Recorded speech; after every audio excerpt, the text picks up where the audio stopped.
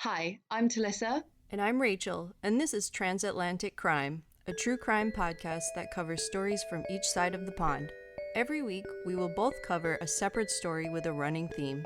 Disclaimer, this podcast will contain swearing and details that some people may find offensive. If you are of a sensitive disposition, listener discretion is advised.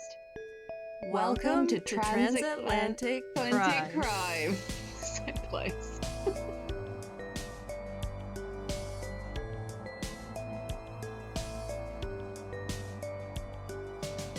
Hello, Rachel. Like I haven't been talking to you for the past 10 minutes. Hi, Talissa. How's it going, mate? Just pretend. Oh, hey, didn't see you there. Oh, hey, person I've been waiting around for drinking this wine. How are you? Any news? Well, I told you that there was a dead body around the corner from my apartment. Oh my god. Yeah, what the fuck? Yeah, so I was walking Tito, and this is when I really wish that I was an early morning person, but I'm not. No, me neither. If I was, maybe I would have stumbled on something before the police did. Great. Like that genuinely would have ruined your day, like as exciting as it sounds. But no, it was like You fucking ghoul.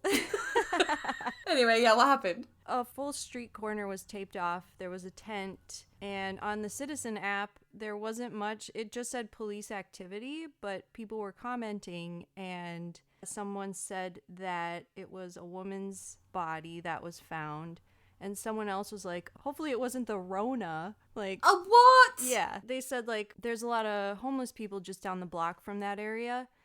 And Yeah. they said, oh, maybe, hopefully it wasn't some homeless person who just kind of died from coronavirus. And someone else said that they talked to a witness or someone who stumbled upon the body and said it was found in a way that definitely wasn't the coronavirus. So, Whoa. yeah. Well, let's keep our eyes peeled. I know. All the tape is gone now. It's been a couple of days. And so I walked past that area, and I'm pretty sure I know where it was because I could smell like cleaner around.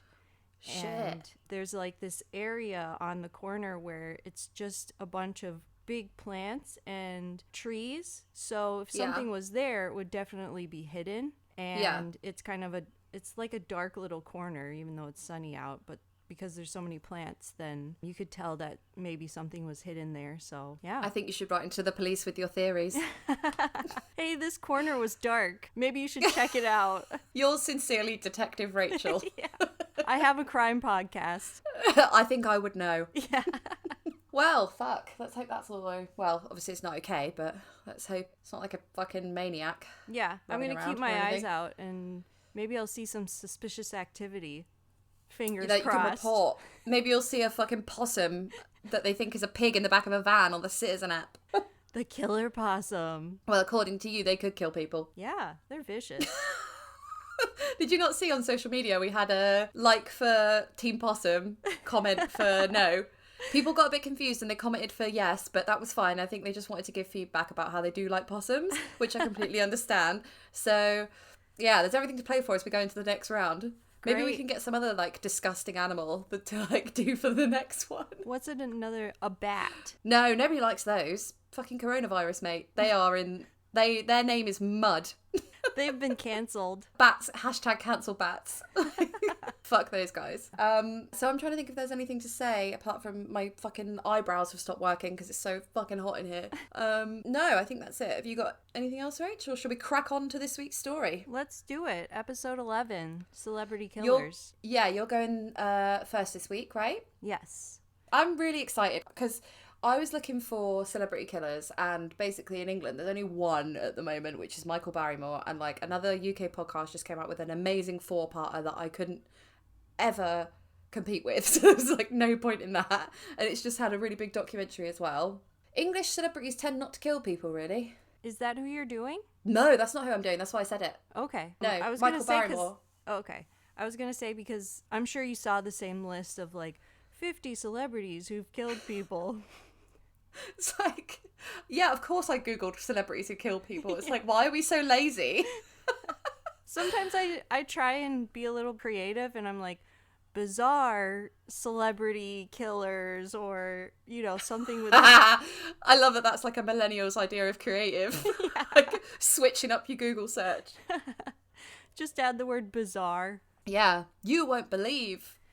Yeah, but there aren't quite a few, but a lot of them are like, oh, this person was in a car crash and killed people. There's a bunch of those, but yeah, a couple of stories that I wanted to do are all really well covered, so I'm not doing anything new. That's what I like about you, Rach. You always go for, like, you always pull something out of your little back pocket. I was going to say, I wanted to do Snoop Dogg, but he didn't actually kill anyone. Didn't he? No. What's he done now? His story, it's also on that podcast, what's it called? Disgraceland, I think it's called.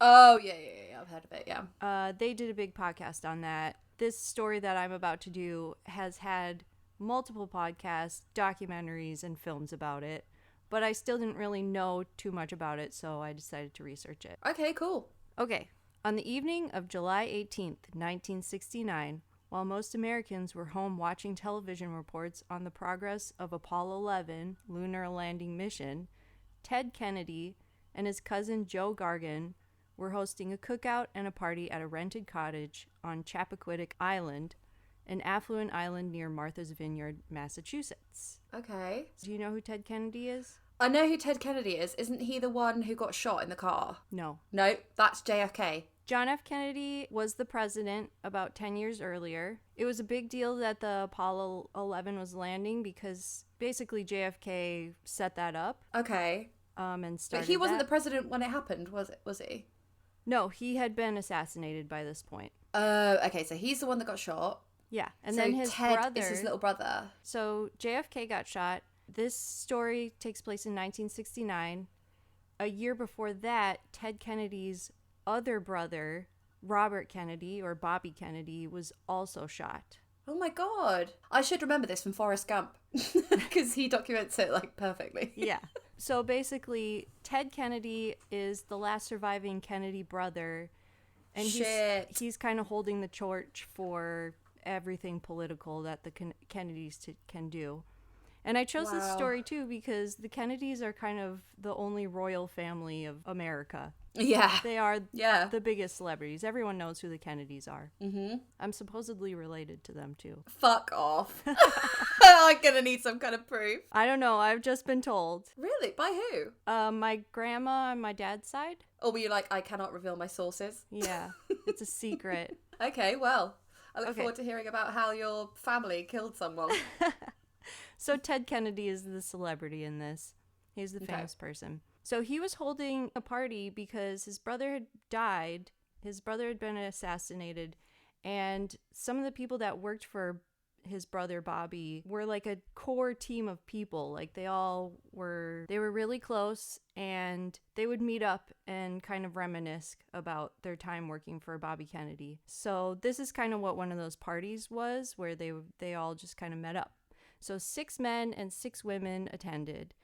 Mary Jo Kopechne was one of the attendees. At 28 years old, she was part of the group known as the Boiler Room Girls, who worked for the late Senator Robert F. Kennedy's 1968 presidential campaign. Is that a sex thing? What? The Boiler Room Girls. No, they're known as the Boiler Room Girls because they worked in a room with no windows. And they worked really hard, and they were just kind of this like core group. us. Yeah. Like us now. Except they were sitting in this room and they each had phones and they were calling up delegates and trying to get them on Robert F. Kennedy's side. So, yeah. I could do that job. I just imagine it being very like, they're really hardworking, but then they're also women and they're like being kind of flirty to all the politicians. Yeah, that's why you're calling them. Yeah, like, exactly. It's almost like, it's like a sex line, but for like, instead of getting like money per minute, you're getting like supporters for Kennedy. Yeah. Yeah, which I 100% could do that job. I used to work in sales, and if my job was getting the Kennedys into office, definitely could do it. Yeah, that was the party. Ted Kennedy was the last surviving Kennedy son and remained as the political leader of the family with a potential run at the presidency in his future. So he was... I wouldn't. I know, if you were a Kennedy, you'd be like, I'm gonna lay take low. a step back. Yeah. Fuck that. So 6 men, 6 women, they're all partying. Around 11:15 p.m., Ted Kennedy left the party with Mary Jo Kopechne. The two got into Kennedy's 1967 Oldsmobile Delmont 88 and drove off. They had to catch the Edgartown ferry, which stopped running at midnight.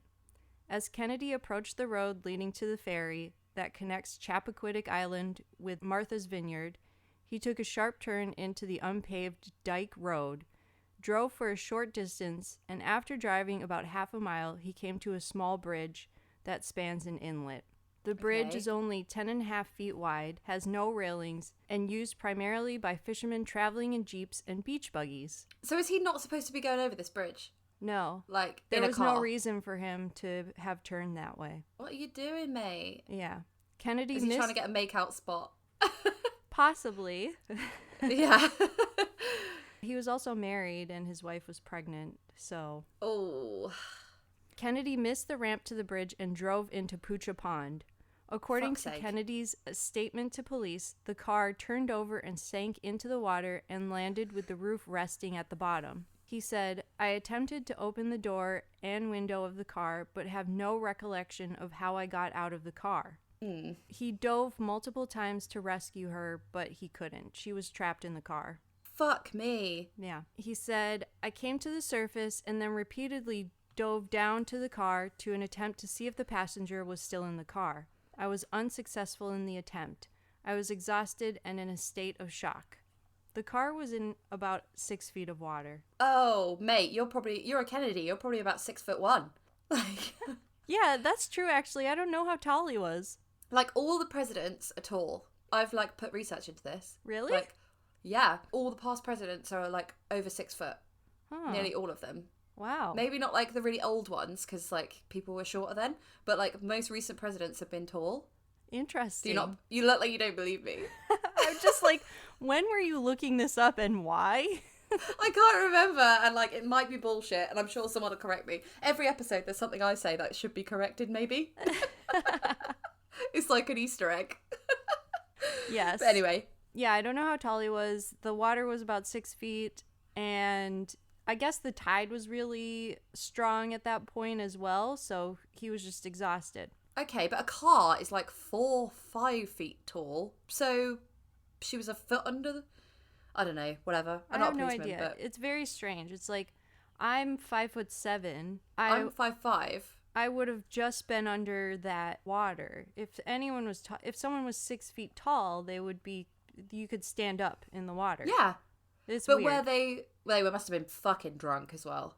They've just had a massive party, and in the 60s, people just drove drunk all the time, not Yeah. a problem. Yeah. So they were probably just pissed up as well. Yeah. All right. So he gives up diving in the water, trying to save Mary Jo. But you'd know she'd be dead. You'd be like, if I don't save you, you're dead. Imagine though, like, you just crashed your car. So you just sat there looking at your watch going, yep, definitely dead now. I don't know.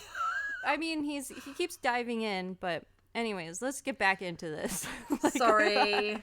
it's okay. Sorry. So he gave up. He walked back to the cottage, passing multiple houses, one of which would have had a light on, and summoned Paul Markham, a lawyer and advisor, and his cousin Joe Gargan, 2 guys at the party. The 3 returned to the scene of the accident and dove into the water several times but failed to rescue Kopechne. Kennedy and the 2 men walked to the ferry slip, and he dove into the water and swam a mile back to Edgartown. So What? yeah.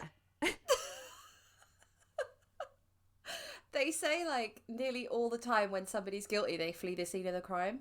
Yeah. And and the 2 guys as well, they were just like, all right, see ya.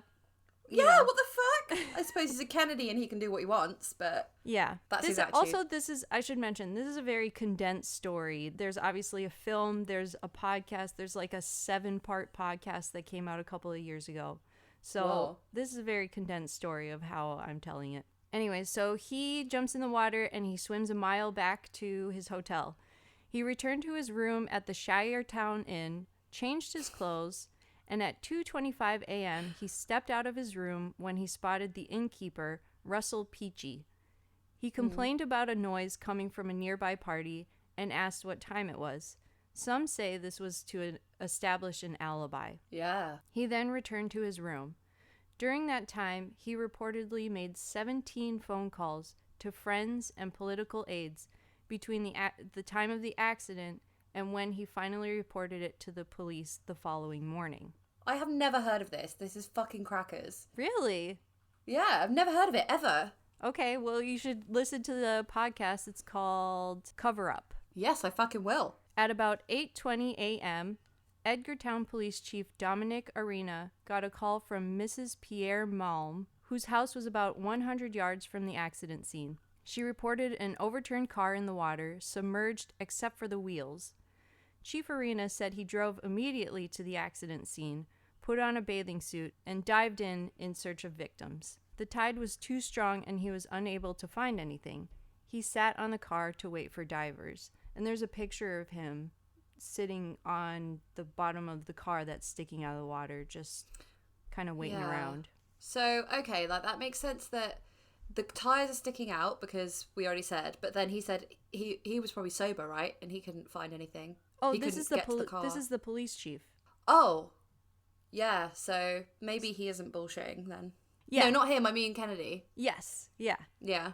And there's an interview with him too on this short YouTube video I watched, and he was like, the tide was really strong and I couldn't get down there. So That's mad. yeah.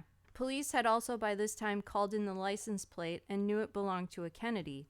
One officer even wondered which Kennedy might come up from the water. Like, Fucking hell, you would, wouldn't you? Yeah, like if it was a Kennedy's body. I mean, I would put my money on that if I was putting my money on anyone being dead in Right. that car.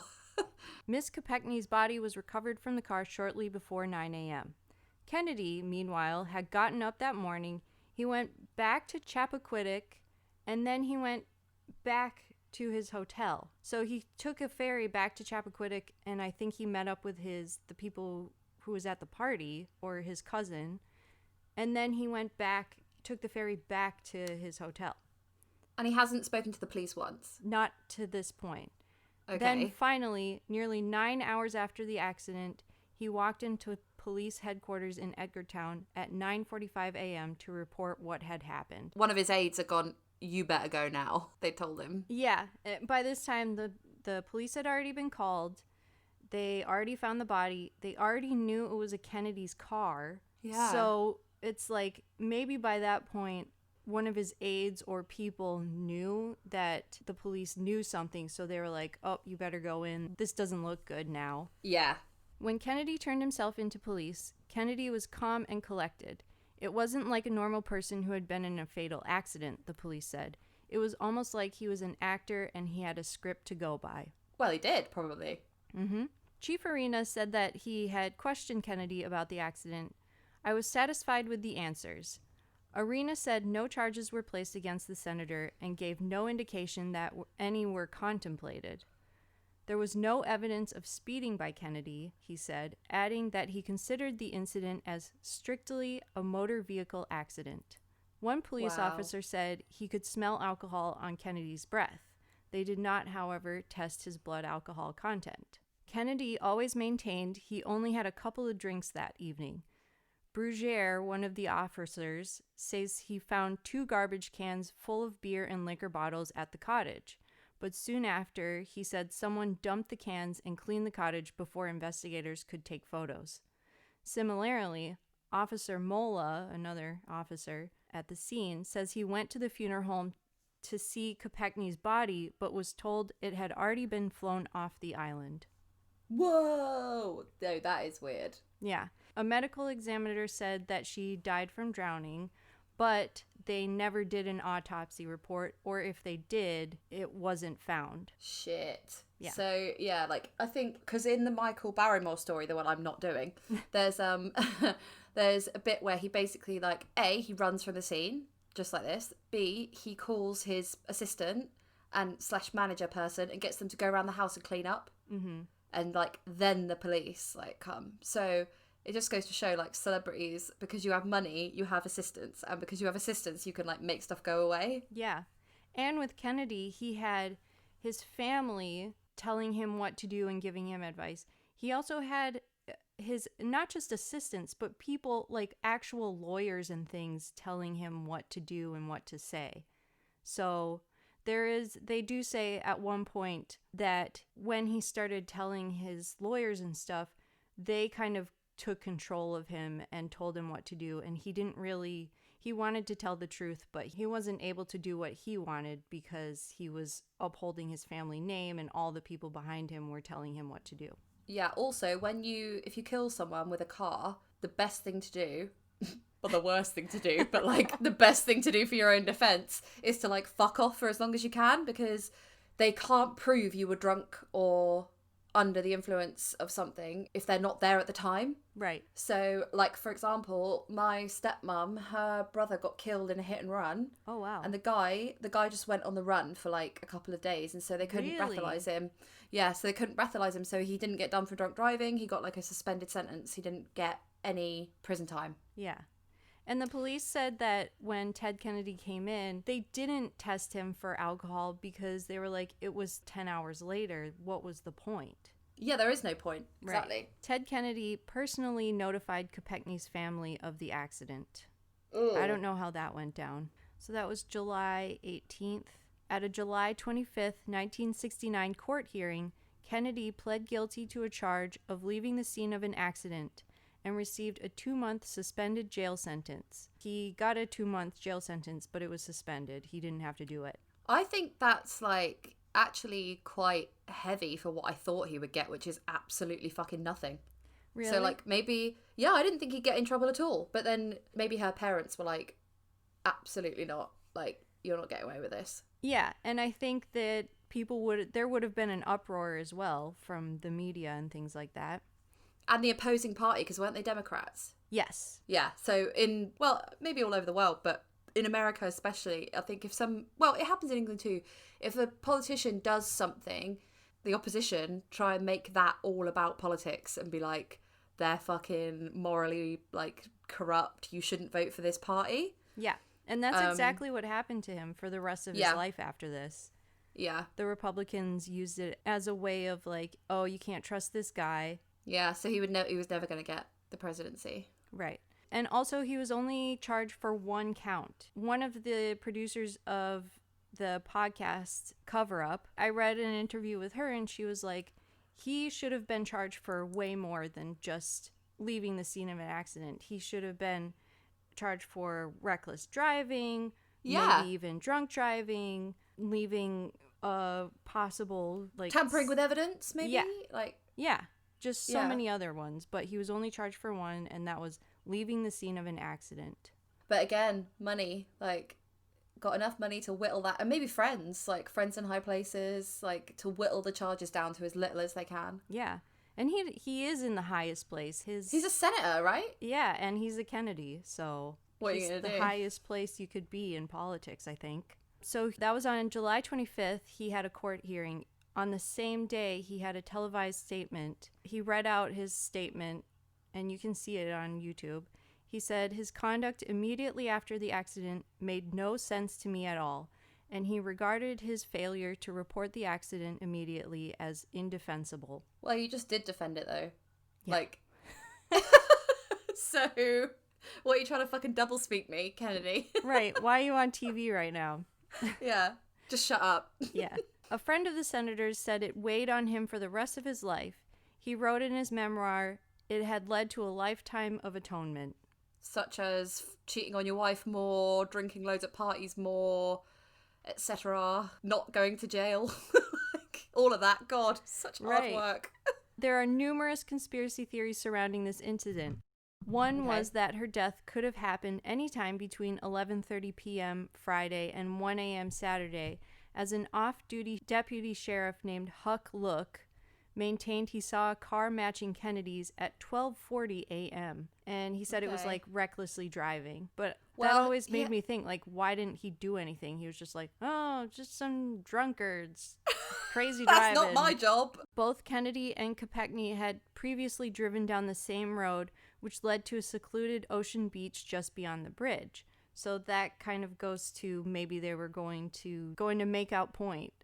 Yeah, they were going to have some sexy time in the backseat, 100%. Or, oh no, I'm not going to do it, because I do this every week where I guess what's going to happen and you go, wait there, and then I go, yes, and then it may or may not be right, but I still always try and jump ahead, so I'm going to shut the fuck up. Well, these are all the conspiracy theories now. Like, so both Kennedy and Kopechne had previously driven down the same road.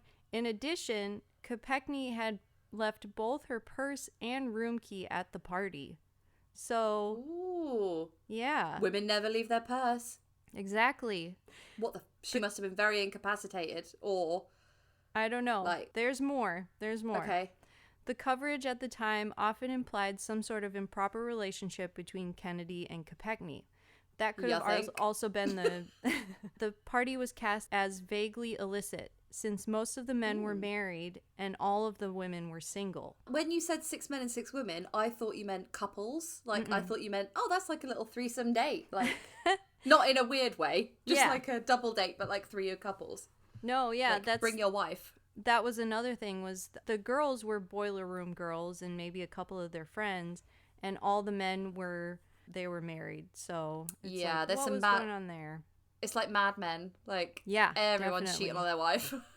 Kay Martin, who was one of the boiler room girls but did not attend the party, says that the gathering was characterized as something other than what it was, and that Kopechne was portrayed in a very negative light. Is he trying to say that he was just giving her a ride home then? Yeah. Does he have any excuse for her being in his car? Yeah, they both wanted to catch the ferry before midnight because he was going to his hotel and she wanted to ride back to her hotel.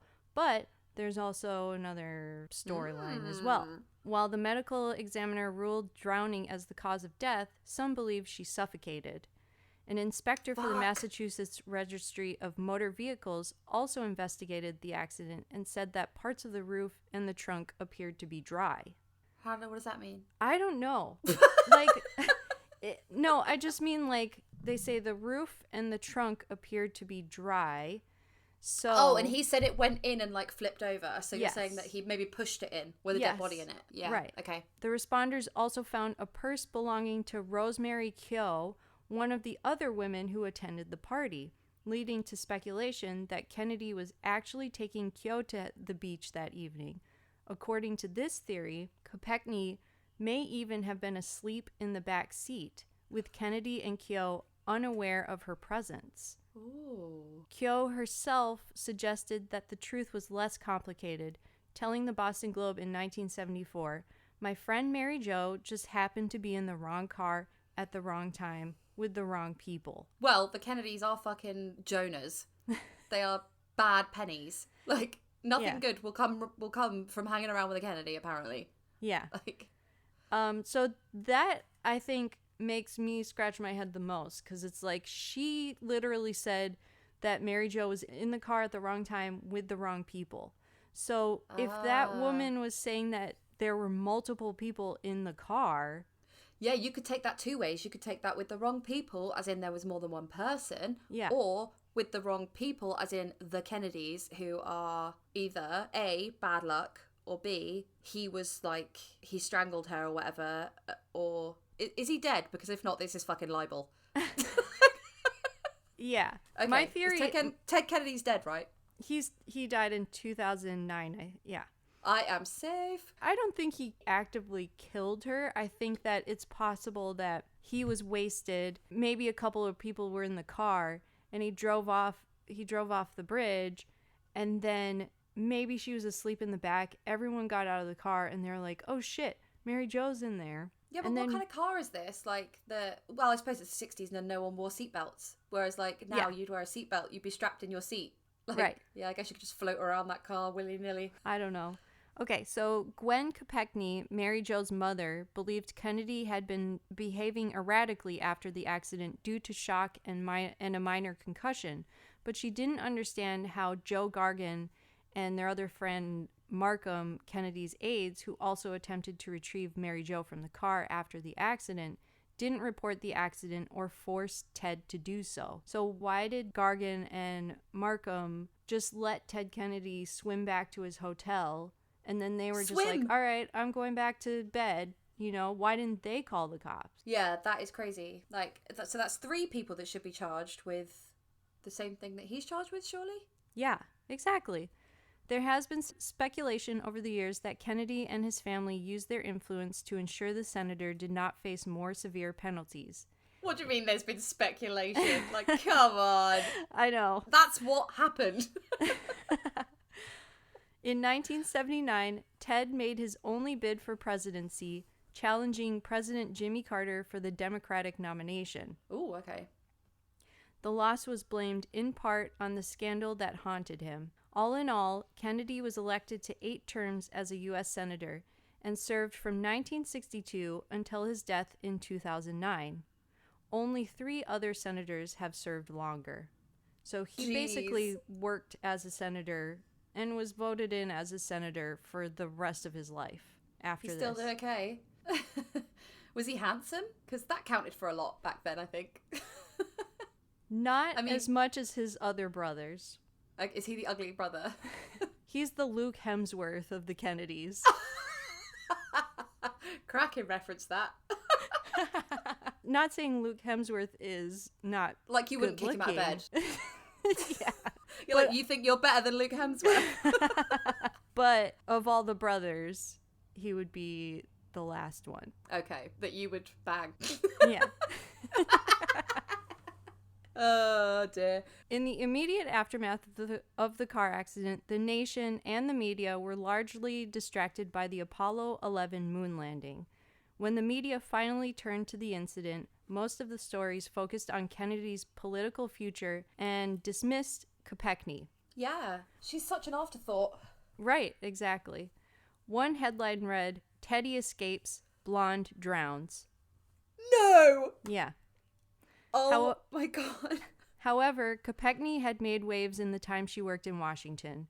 She was quiet, self-effacing, never bragged, a friend said. Kopechne strongly supported the civil rights movement, and after graduating college, she moved to Montgomery, Alabama, where she taught at an all-black high school. She moved to Washington, D.C. in 1963 and joined Bobby Kennedy's staff the following year, drawn to the senator because of his focus on social justice issues. So that's the story of Mary Jo Kopechne and Ted Kennedy. Wow. I never knew that. That is crazy. Yeah. And there's so much more to it. Like, don't just listen to me telling this story, because this is a very condensed version. I think you've got all the details in, though. I mean, in a nutshell, like... Yeah. And that's what we're trying to do at the moment, because we keep overrunning like a motherfucker. Exactly. I tried to keep it very condensed. I was like, ooh, like... this is a good story. And then I got into it and I was like, why did I choose this one? There's so much to this story. So, you know, you said that the Apollo moon landing happened and so it didn't get reported. Like, I didn't realise that that happens a lot of the time. Like, for example, if something happens over here, like there's fucking like wars and bombings in like Yemen that we hear nothing about. Yeah. Because the news... Which is currently happening. Yes. Well, yeah, I pulled that out of my arse, but that is actually happening. Like, but yeah, it just... And it was like around September 11th, like if anyone went missing or if anyone was murdered or anything like that, like around September 11th, you can fucking forget getting any news coverage about it. You're like page 10.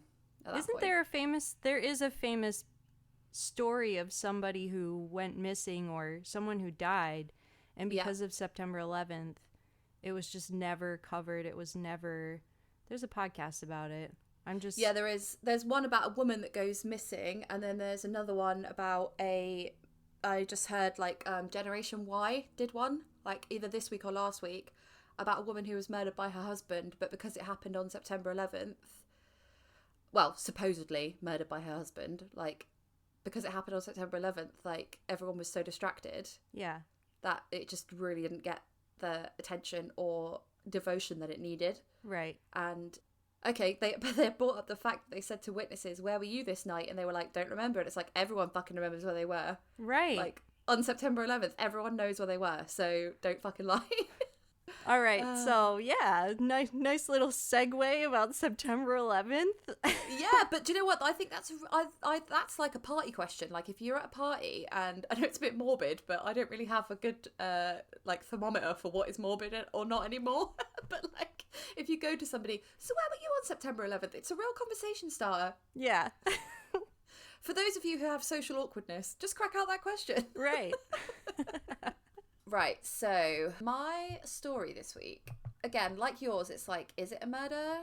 But anyway, I'm not going to give too much away. I'm just going to crack on. Okay. But I will say this. Do you know the band The Who? Yes. Okay. And you know the drummer, Keith Moon? Yes. Okay, well, I'm going to tell you a story about him. Okay. Okay. So, obviously, a UK rock band. Yes. So, Keith John Moon was born on the 23rd of August 1946 and grew up in Wembley, which is North London? London, can't remember if it's north or south. Last week I said Essex was south of London. Absolutely not true. It's, it's what? like Did you northeast. say that? Yeah. How am I and missing these things, Talissa? Like, you didn't correct me. You were just like, sure. I just think you don't listen to me. Like, you just go, yeah. Like, but I've got paranoid that no one listens to me anymore because Carly is like my old suffering husband because we've been in lockdown for like fucking 3 months. And sometimes I'll go, yo, you weren't listening, were you? And she'll go, nah.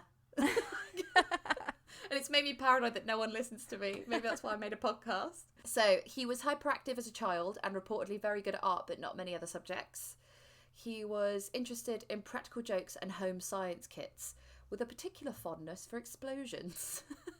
He joined his local Sea Cadet band at the age of 12, playing the bugle, but found it too difficult to learn and decided that he wanted to take up the drums instead.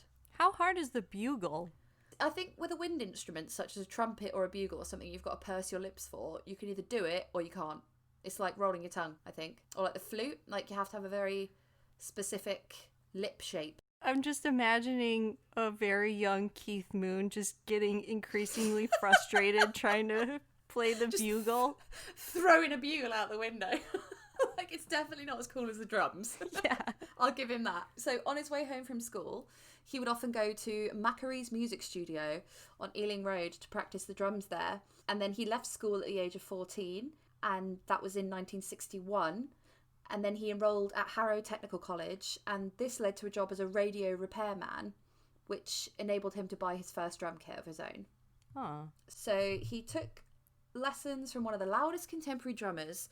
So this is like for music buffs. If anyone knows these people or that school, then I think they were noted down for a reason, that they're famous or whatever. But screaming lords such as Carlo Little, that's what the drummer was called that taught him. Okay. Never heard of him.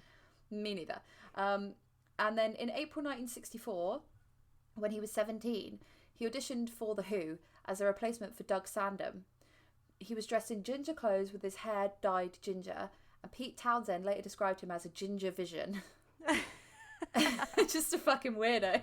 He claimed to his would-be bandmates that he could play better than the drummer that they had, and he played in the set's second half, nearly demolishing the drum kit in the process. How old was he?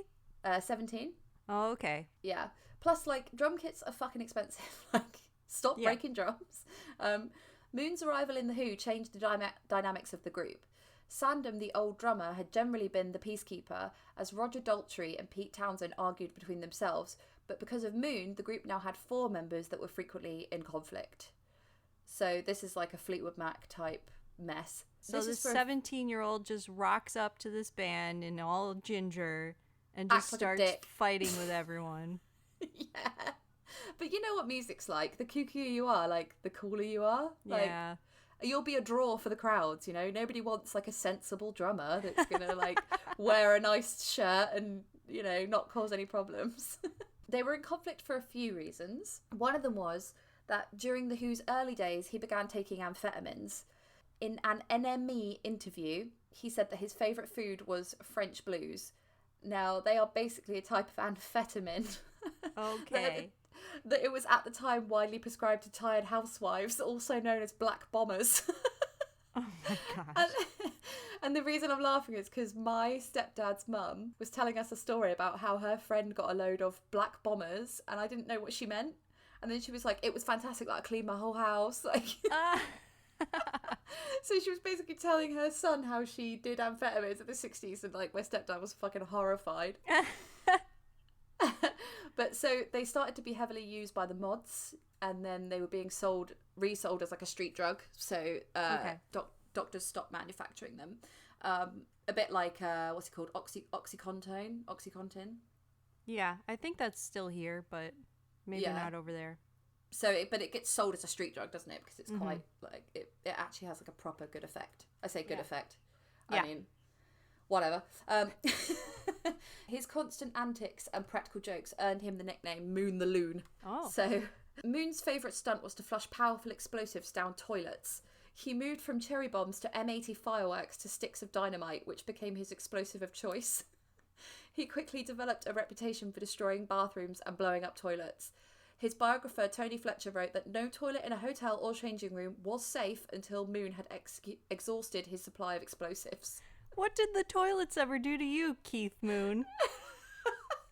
Like, why toilets specifically, you know? Because he's a kook, mate. He's kooky, you know? In one incident, a hotel manager called Moon in his room and asked him to turn down his music because it was making too much noise. In response, Moon asked him to come up to the room, excused himself to go to the bathroom, put a lit stick of dynamite into the toilet and shut the bathroom door. Upon returning, he asked the manager to stay for a minute because he wanted to explain something. And then once the toilet exploded, Moon turned the music back on and said, "That, my dear boy, was noise." What a loser. I know. I bet he wished he had someone filming him. It's like, but you don't. You don't have to act like someone is filming you all the time. No. I also just imagine him coming out of the bathroom and being like, can you just wait here a second? I just have something to say. And he's just looking at his watch while his manager's sitting there like, what? Oh, can you imagine? Just such a fucking night. Like, I wouldn't ever want to manage a hotel. Just the disgusting sex sheets, the fucking idiots making noise. Like, it's my idea of hell. Yeah. So, in a limousine on the way to the airport, Moon insisted they return to their hotel, saying, "I forgot something." And at the hotel, he ran back to his room, grabbed the television and threw it out the window into the swimming pool below. He then jumped back into the limo and said, "I nearly forgot." Okay. So, Moon began destroying rooms when the Who stayed at the Berlin Hotel in 1966. In addition to hotel rooms, Moon destroyed friends' houses and even his own, throwing furniture from upper story windows and lighting fires. Andrew Neil and Matthew Kent estimated that his destruction of hotel toilets and plumbing cost as much as £300,000 or $500,000. What? What's his issue? Like, what's going on? I mean, he's like an attention seeker, I guess. Is the best way to put it. Just like a 19-year-old fucking shit up for no reason. Yeah, exactly. Something must have made him angry in his life. Yeah, definitely. In 1967, on their US tour, he bribed a stagehand to load gunpowder into one of his bass drums. Whoop, sorry, nearly dropped a glass. The stagehand, I'm just feel like I'm Keith Moon here, just kicking shit about my room. The stagehand used about 10 times the standard amount. During the finale of My Generation, you know the song, "Talking About My Generation," he kicked the drum off the riser and set off the charge. The intensity of the explosion singed Pete Townshend's hair and embedded a piece of the cymbal in Moon's arm. What? You fucking knob. You could have killed someone. What an idiot. I know. Do you know what though? As like the eldest child, I can just feel your frustration being like, stop showing off. We just wanted to come here to see some music. Stop showing off in front of Pete Townsend. Because the Who's early stage act relied on smashing instruments, and because Moon damaged hotels, the group were in debt for most of the 60s. It's estimated they lost about £150,000, and even when the group became financially stable, Moon continued to rack up debts. He bought cars and gadgets and was nearly declared bankrupt. In 1975, his recklessness with money reduced his profit from the group's UK tour to £47.35, the equivalent of £400 in 2019. So he got 400 quid for the whole thing. Like, well done. They were so famous as well. Yeah. So famous. Also, I just realized that this is around the same time as my story, so... Yes, it really is. I was going to say that, but then I thought, how many times do you want to interrupt her, for fuck's sake? So, sorry, this is the last story of his shittiness, and then I will get on to the good stuff. Okay. Moon became involved in solo work when he moved to Los Angeles during the mid-1970s.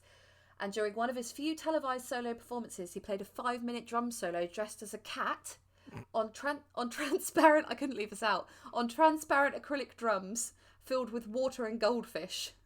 His performance was not appreciated by animal lovers, several of whom called the station with complaints. He later stated, "When you've got money and you do the kind of things I get up to, people laugh and say that you're eccentric," which is a polite way of saying you're fucking mad. Of all the things, that last thing is like kind of cute compared to everything else. But you can imagine he's like a lovable rogue. Yeah. Like I'm the youngest child, and I feel like I do annoying shit, but I get away with it, like because I know how to be like charming and apologetic. You sound like my husband. You're like, I'm not taking your shit, Alyssa. That's not funny. I'm telling Mum. So, on the 4th of January 1970, Moon, his wife at the time, so because he had like 3 wives, and 2 wives actually, sorry, and several friends attending the opening of the Red Lion, which was a pub in Hatfield, Hertfordshire, owned by the son of his neighbours. So Hatfield, Hertfordshire is still like very near Essex, I think. I could be wrong, but it's like London-y outskirts. The pub was full of working class skinheads, and they took offence at Moon's display of excessive rock star wealth. He was driving a Bentley and drinking the most expensive brand in the bar. So I'm not one of those working class guys, but I would still feel the same if I were in that pub. I'd be like, who is this dick driving around in his car? Yeah. I don't know if I call him a dick, but like I wouldn't like care. But then I think it's like the 70s and they're skinheads, so yeah, they'll beat anyone up like for an excuse. By closing time, the scene had gotten ugly, so everyone got into Keith Moon's Bentley. Lovely stuff. But they were prevented from leaving by a group of patrons who began rocking the vehicle and throwing coins. Okay. So this is when a guy called Neil Boland, nothing to do with the T-Rex band Boland, who was Keith Moon's driver and bodyguard, left the Bentley and confronted the skinheads in front of the car's hood so they could get out the pub. Okay. Like, how fucking brave is that? I guess he is a bodyguard, but still. Yeah. Moon, who couldn't even drive when he was sober, nonetheless tried to save his friends and drove away to safety. Tragically, neither he nor the other passengers realised that as the Bentley moved forward, Boland wound up underneath it and was dragged down the road. No. And then he was pronounced dead at the hospital that night. Oh, no. Yeah, So Keith Moon was probably wasted, though. Oh, he was continuously off his face, I'm sure, for the whole of the 60s and 70s. Right. So the Who drummer, who was then 23 years old, was charged with and pleaded guilty to 3 offences: drunk driving, driving without a licence, and driving without insurance. 6 weeks later, it was ruled that the death was an accident, clearing him, although he later would plead guilty to the driving charges. Yeah. His bodyguard sounds like a really good guy. And the fact that he pled guilty, maybe he actually did feel bad about it.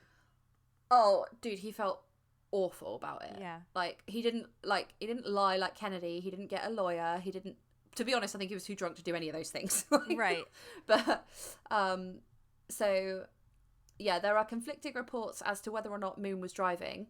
The guy who was run over, Neil Boland's daughter, through her own research, was convinced that Moon's wife Kim was behind the wheel and that Moon was trying to protect her. But his biographer, Tony Fletcher, interviewed Jean Battieu, one of the passengers in the car that night, and she confirmed that Keith was definitely the one driving the car. Those close to Moon said that he was haunted by Boland's death for the rest of his life.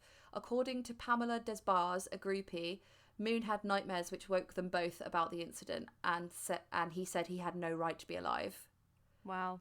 But this Pamela Desbars, I googled her because I didn't know, it said according to Pamela Desbars, and I was like, who's that? So I googled her and it was like, she's a groupie.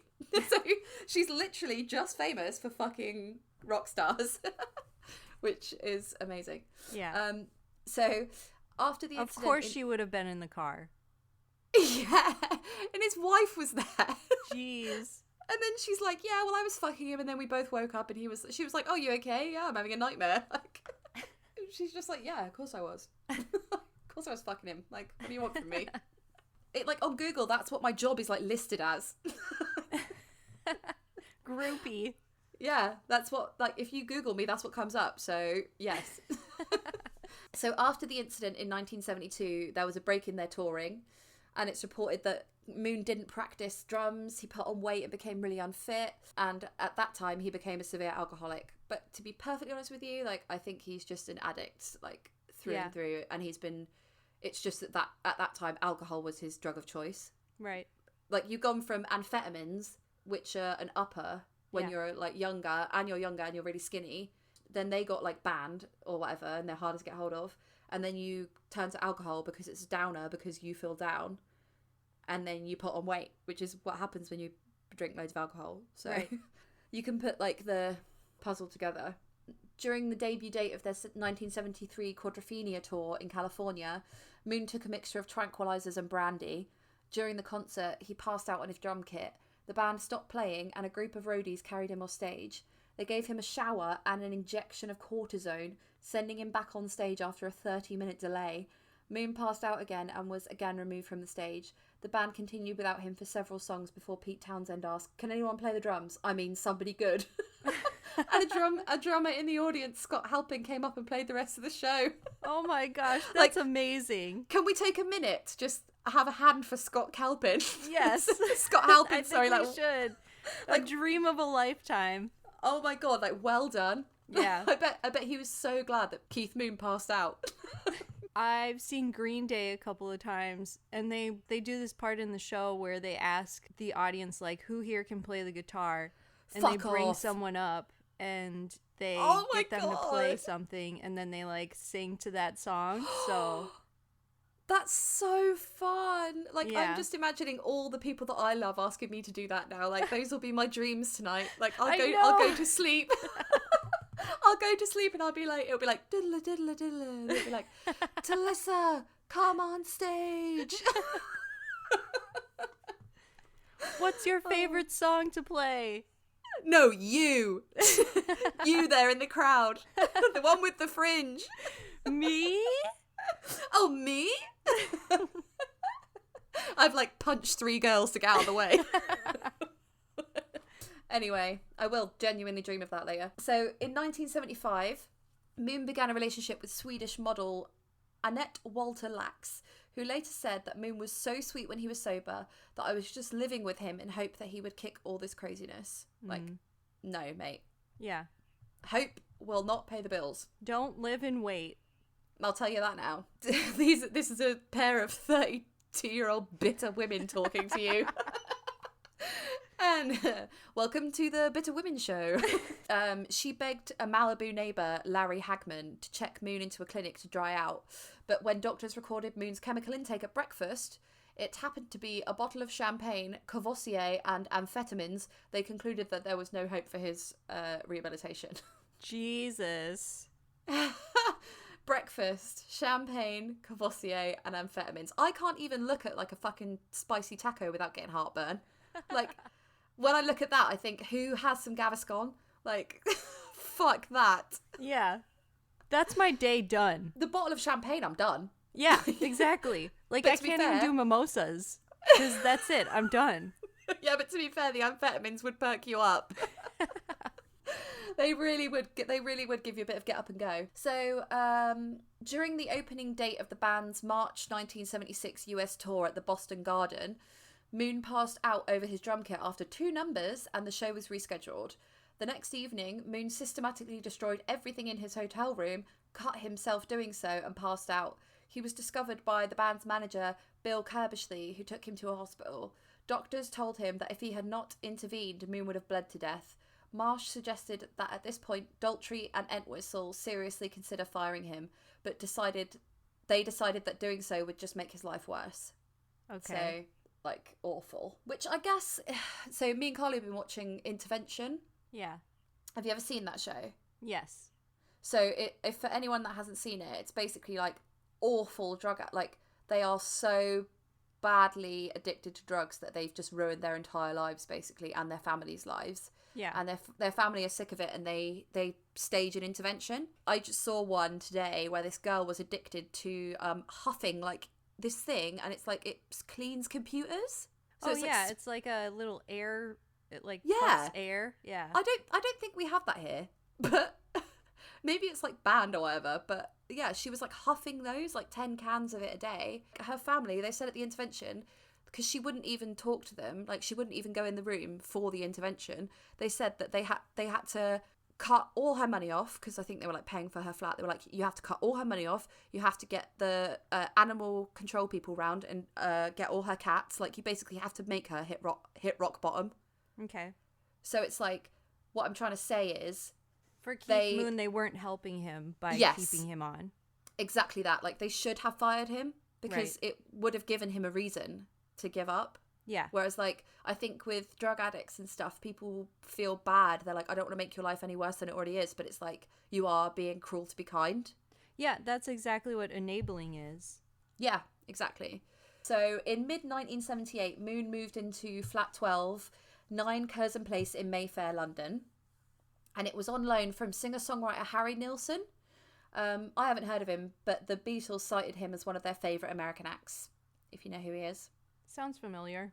Yeah. Mama Cass of the Mamas and Papas had died there 4 years earlier at the age of 32. So they're the ones that do, aren't they the ones that do, all the leaves are brown. I've done so much singing in this fucking podcast. And I believe she was also best friends with Sharon Tate. Whoa. Yeah. So many connections. Mm-hmm. It was a small world, and he rented the flat to her, and she died there when she was 32. So he was concerned about letting the flat to Moon because he was convinced that it was cursed.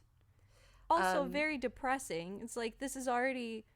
Keith Moon is already a messed up individual. Yeah, and do you now want to live in the you're dead giving house? him even more reason to be freaked out in his own home. I don't think he fucking cared. I think he just was like... I think he was just giving it to him for free, basically, because it says on loan. It doesn't say he rented it out to him. Like, right. Just said, like, fuck it, if you want to stay there, you can. So I think he just was a, like, junkie that was like, shit, I want somewhere to live. And it's in Mayfair. Like, that's the most expensive bit in the Monopoly board. Why can't... I mean, that happens all the time in LA, where it's like, rich people just let their friends stay in their house while they're in their other house in New York. It's like, why can't they just do that for normal people like me and you, Talissa? Because I am a sweaty, disgusting, poor mess. Like, and I'll take care of your house. Poor. I'll take care of your 7-bedroom, 8.2 million home in Beverly Hills while you're gone. I know, it's outrageous. Pete Townsend disagreed, assuring Nilsson that lightning wouldn't strike in the same place twice. So I think you're getting a clue here. After moving in, Moon began a prescribed course of heminevrin, which is also known as clomethazole for any doctors out there. It's a sedative, and they use it to alleviate alcohol withdrawal symptoms, because he wanted to get sober, but he had a fear of going to a psychiatric hospital, and he wanted to do it at home. Okay. So this drug is discouraged for unsupervised detoxification because of its addictive potential. Its tendency to induce tolerance, and its risk of death when mixed with alcohol. So yeah, you should definitely not be fucking using this, like, without doctor supervision. This is rehab drug. He was probably like, I've taken all the drugs under the sun. I think I can handle myself with drugs. And I think in the 60s and 70s, like, doctors were like, fuck it, I'll just prescribe whatever you want. And like, and he's rich enough to not have to go to an NHS doctor. Like, right. He would have gone to a private doctor. You know, he would have had like his own physician who would have... He's being paid, and he'll do what his rich clients want him to do, maybe. I don't know. So right, definitely. The pills were prescribed by Jeffrey Diamond, a physician who was unaware of Moon's lifestyle. Jeffrey, have you been living under a rock? Anyway, so he prescribed him a bottle of 100 pills, instructing him to take 1 pill when he felt a craving for alcohol, but not more than 3 pills a day. Like, if someone this gave guy's me an idiot. I'm sorry. Yes. In this whole story, if there were any idiots named, he would be number 1 on the list. Second to Keith Moon? Yes. Oh no, so he's number 1 and then Keith Moon second. And then Annette for going out with Keith Moon. Yeah. So on the 6th of September, Keith Moon and his girlfriend Annette were invited to a film premiere of the Buddy Holly story by Paul and Linda McCartney at the Odeon Cinema in Leicester Square. I've been there. So have I. What did you see? That one movie, Tree of Life. I was going to say, Rach, I need more clues. You know, that one movie. That movie? No.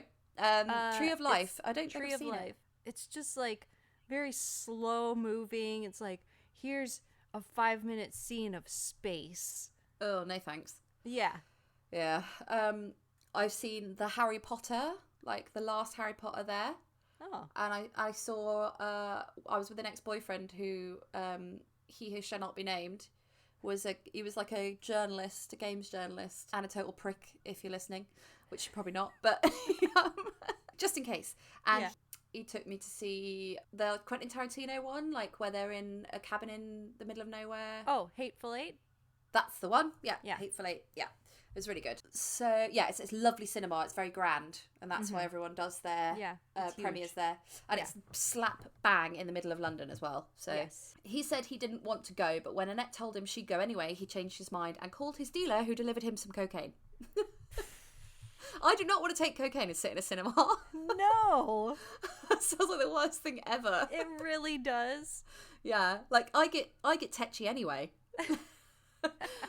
So the couple arrived, and Annette had since insisted Moon didn't drink, or if he did, limited himself to just 2 drinks. Well, which is it, mate?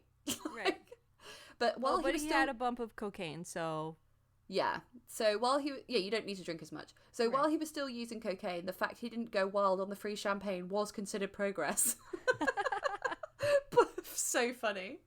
Inside the cinema, Keith seemed agitated and insisted that they leave an hour into the movie. Yep, that'll be the coke. Uh-huh. He was restless, and he said, "I don't want to sit through this. Let's go." like you didn't see that coming.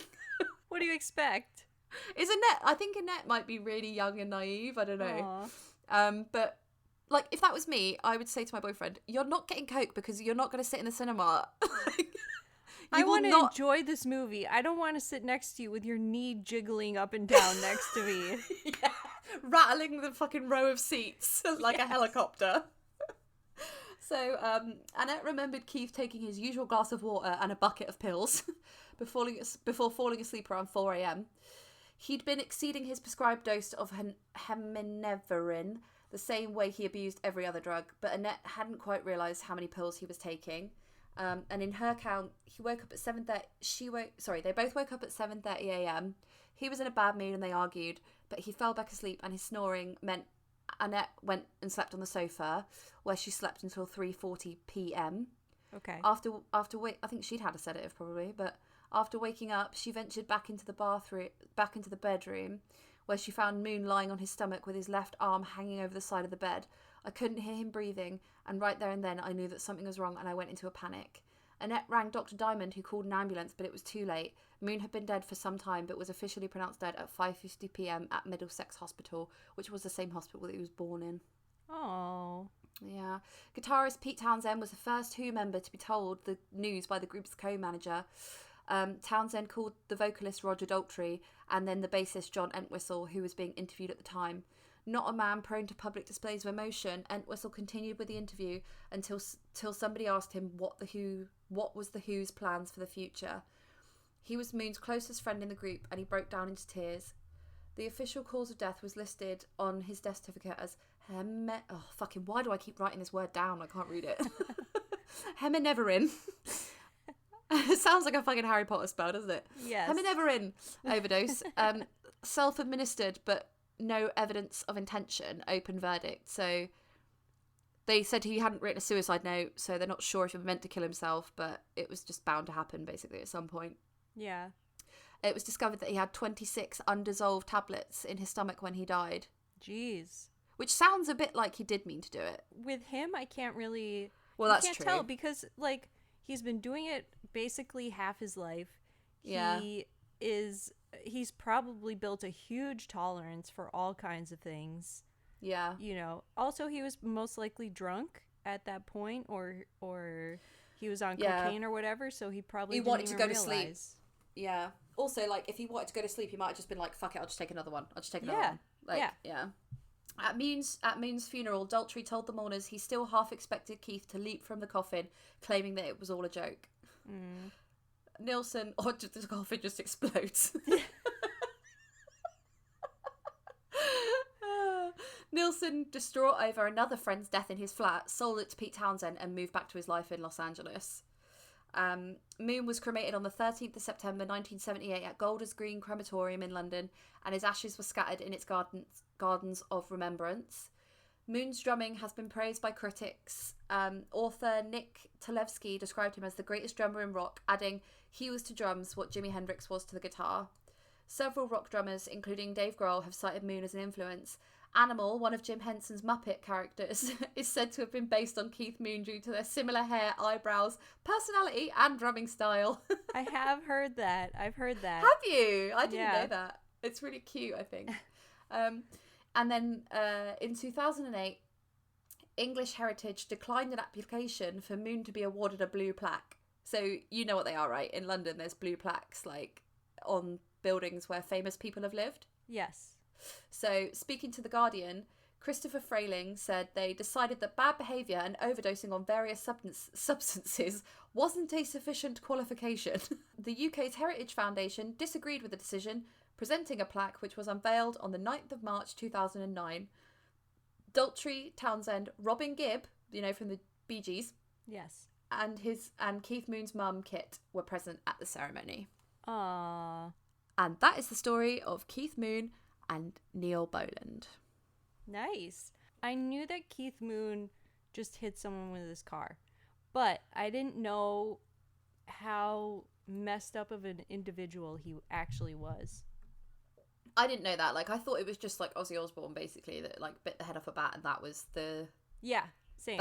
that had just kind of like snowballed into everyone thinking that rock stars were like that. But I guess Right. Keith Moon started it by blowing up toilets. Seriously though, once you've run over your very good friend, wouldn't you think, I need to fucking sort myself out? Yeah, it's time to sober up.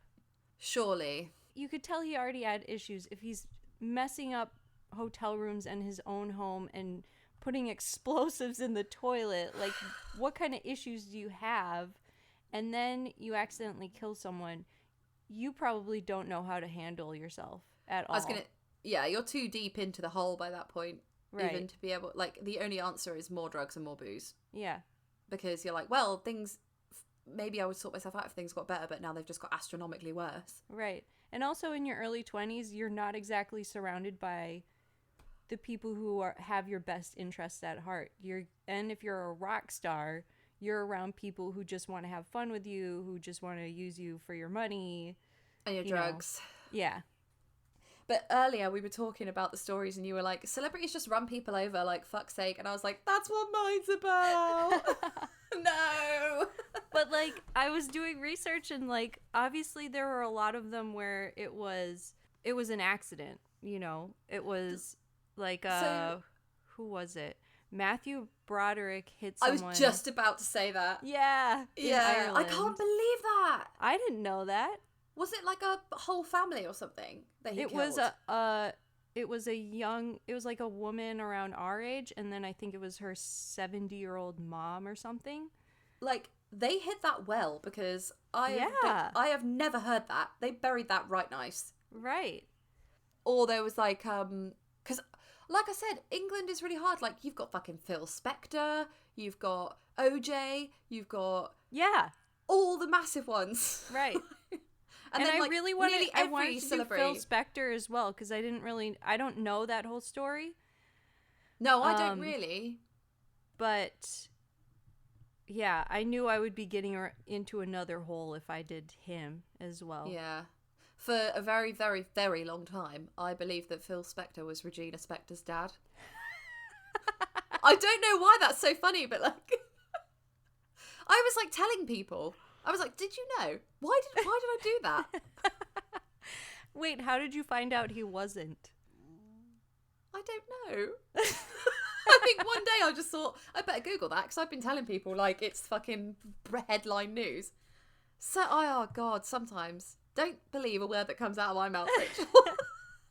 Such a bullshitter. I was hoping that you would do Sid Vicious, because I wanted to hear about that. I wanted to research that one, but obviously that wasn't English, or that wasn't American. Listen to My Favourite Murders last episode, because they did it. Oh, really? I didn't That's why I didn't do it. Oh, man. Yeah. That would have been a great one. if it Yeah. hadn't just been done. Yeah, I mean, we're ripping them off too badly anyway for us to just do that. Right. Okay, well, please rate, subscribe, tell your friends.